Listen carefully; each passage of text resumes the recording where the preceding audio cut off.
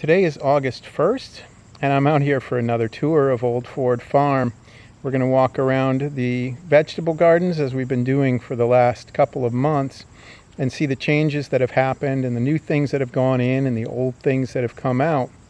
So I'm losing sunlight here, so I'm going to go ahead and just get started here in the carrot block. I've been starting here in the carrot block every week, and one of the new things that you see in this block is all of these rows right here in what was just empty space have been planted in carrots, and in the last week all of these carrots have been weeded and thinned. And this, believe it or not, this is a small space, but this is a huge job going through here, and I was involved in some of this. These are storage carrots. They're carrots that they keep and sell over the summer, so that they're thinned actually a little bit more than the carrots that we've seen in the past. And you can see the spacing on these is a little bit further apart. It's not just 2 fingers, it's a little bit more, and some of that is poor germination, and some of it is just because of what these carrots are meant for. So even with germination not being 100% on these, this is going to be a lot of carrots through this area right here. We also have a couple of beds, and we've been seeing this all summer long.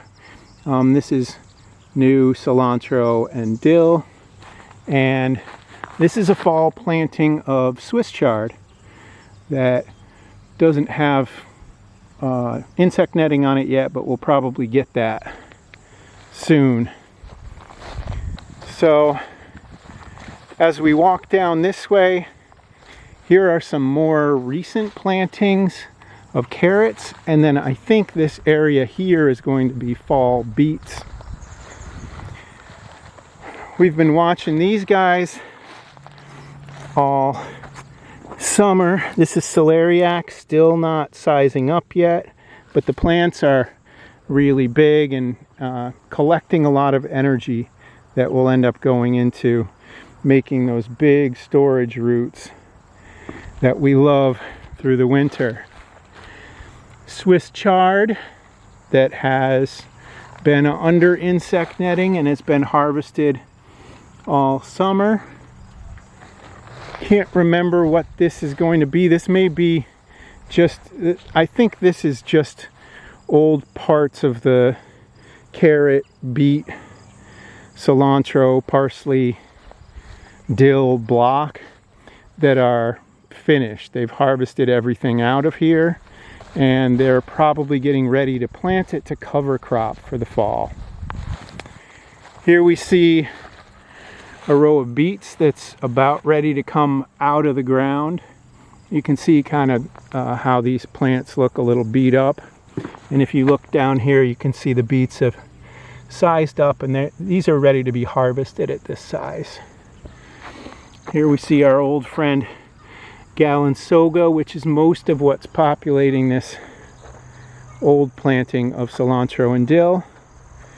We see a more recent planting of beets, and you can see, compared to this other planting over here, how much more vigorous and healthy the foliage is.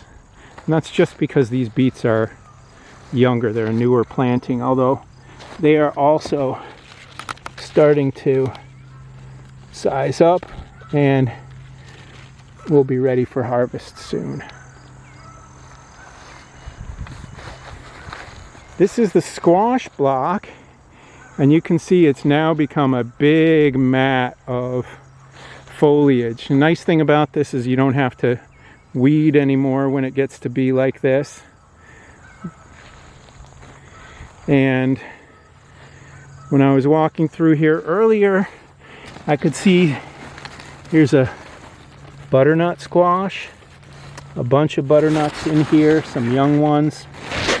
I could see a lot of different squashes starting to mature in this block. Here's some acorn squash you can see starting to mature here. And I think this is either spaghetti squash or the red curry squash that we were talking about before. I'm not sure exactly what this one is. I'm going to have to ask about that. This is the second planting of watermelons, and we've been looking at this from week to week, and you can see the melons here are looking pretty good. I'll get my hand down there so you can see. Bigger than my hand, and there are really a lot of melons in here. Watermelon is a tricky crop to grow. Some years are better than others, and it's called watermelon, and it's often a limitation on water that makes it difficult to produce a crop.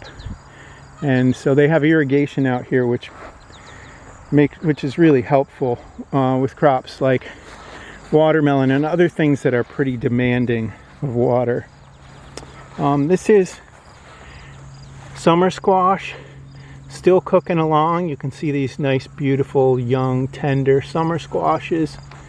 And this is the second planting. In a minute we'll go past an older planting of summer squash. This is the second planting of cucumber, and I'm sure they're harvesting from this one already. And then in this block there are, and we've been watching this all summer long, a number of successions of sweet corn. And I think this corn here is probably about a week away. You can see when the silks start to die, they're getting close. And so you can also see the cobs kind of fattening up, and that means that they're really close. Probably a week or so on that. This is the first planting of watermelons, and we got watermelon in our CSA share. But you can see how these vines are starting to die back, and the melons that are left in here, you can see, are all really exposed. And the last time I came through here, you could hardly see the melons because the vines were so dense, reaching around. This is obviously an old planting of summer squash, and it's been plowed in. Another succession of sweet corn.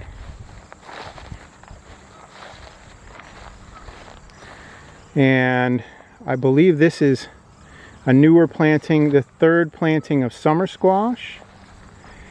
And this is the third planting of cucumbers. So we always see these next to each other, and we've seen one come and go.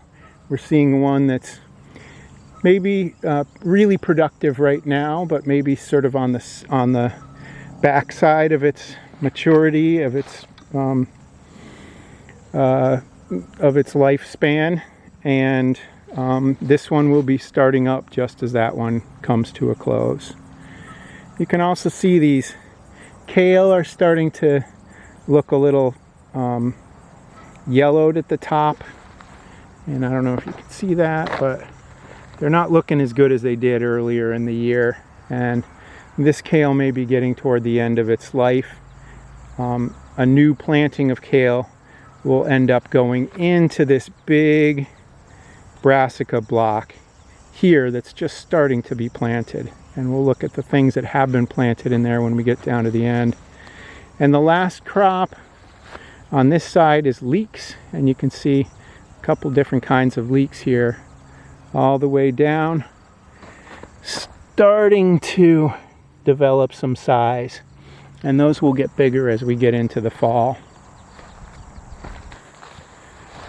So here we are at the end of the brassica block, the fall brassica block, and all of the brassicas that have been planted so far are under insect netting, which makes them a little hard to see. Brassicas get planted under insect netting instead of rime because insect netting keeps them a little bit cooler, because the insect netting allows a little more airflow. This looks like it's probably kohlrabi. This one looks like it maybe broccoli. Not sure, I'll have to ask about that. And then also not sure about this one, possibly broccoli, and then red cabbage, and down toward the end green cabbage. All right, so let's look at the tomato block now. And these are all the nightshades are planted in this block, and you can see what's happening here is these beautiful little orange cherry tomatoes are starting to ripen up. She does these as U-pick for CSA members.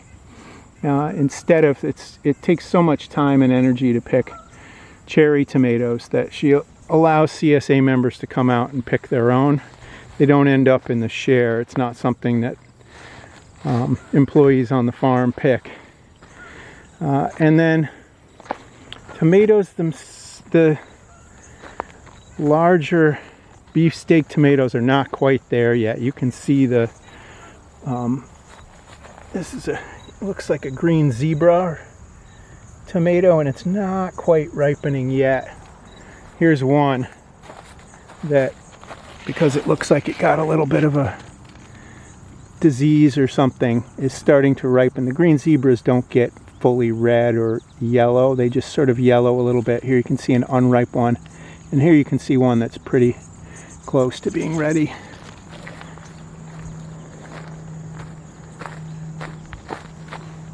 But tomatoes are still just starting to come on. We got 3 little tomatoes in our share this past week. Here you can see the eggplants, and I don't know if you can tell, but these are maybe chest high to me. And so they're really starting to produce. We got a few the last couple weeks of CSA share, and we'll probably get a bunch of eggplants this week. They stay under insect netting all year because of the flea beetles. Peppers, we started to get green peppers this week, and the crop really looks nice here. She's started to tie them up. The pepper plants will start to flop over as they get heavy with fruit, and so these get tied up, not as much as tomatoes, but they get a couple of strings across them. Sweet potatoes still looking amazing. It's like a sea of sweet potatoes here, and you can see them starting to even vine out into the grass. More tomatoes. This is a later planting of tomatoes. These won't be ready for a while. Interesting, see on this one, the leaves at the bottom are starting to curl. I think that's just heat stress that happens to certain varieties. I've seen this before, especially in greenhouse tomatoes, but these plants look very healthy.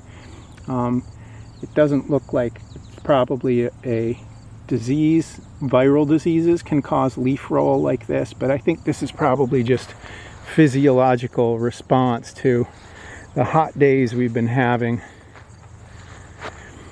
Here you can see the basil, which is actually starting to flower, and I think they're picking now in the second planting of basil, which is down at the end here. And then potatoes, the foliage is really starting to die back, and potatoes, mature potatoes, aren't really harvested until after the foliage is dead. But she started harvesting some new potatoes, some potatoes with thin skins on them, and they use this implement to dig underneath the potatoes and make it easier to get at. And you can see where it's been through this ditch right here was the first row of new potatoes that was harvested on the farm here. So lots of potatoes still to go, several different varieties. Some of them lose their foliage a little bit later than others. You can see these still have a little bit more healthy foliage on them. And then this last group here is almost completely died back. This was peas and garlic and onions, and those have all come out now. So all of this will get plowed in and planted in cover crop for the fall. And then you can see these few rows were early plantings of beans which have been harvested. There's still a number of successions of beans, and in the front here these are old plantings of lettuce that have come out too.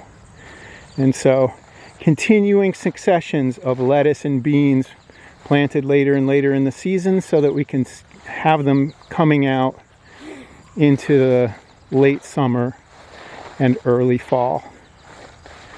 And you can also see this rabbit fence, this electric rabbit fence in the back, just dissuading the rabbits from coming in and chewing on the lettuce and beans. They'll kind of eat the end of each little bean and make them unsaleable or undistributable. So she's put up this fence, this electric fence here, to encourage them not to come in. And then there's just a little bit more field here, which I think will keep getting successions of lettuce and beans till the end of the summer. And that takes us to the end.